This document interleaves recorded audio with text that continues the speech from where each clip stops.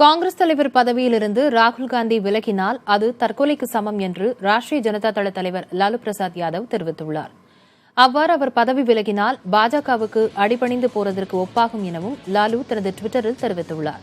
புதிய தலைவராக யாரை தேர்வு செய்தாலும் அவர்களை சோனியா மற்றும் ராகுலின் கைப்பாய்வைகள் என்றே பாரதிய ஜனதா கட்சி விமர்சிக்கும் என லாலு பிரசாத் யாதவ் தனது டுவிட்டர் பக்கத்தில் பதிவிட்டுள்ளார்.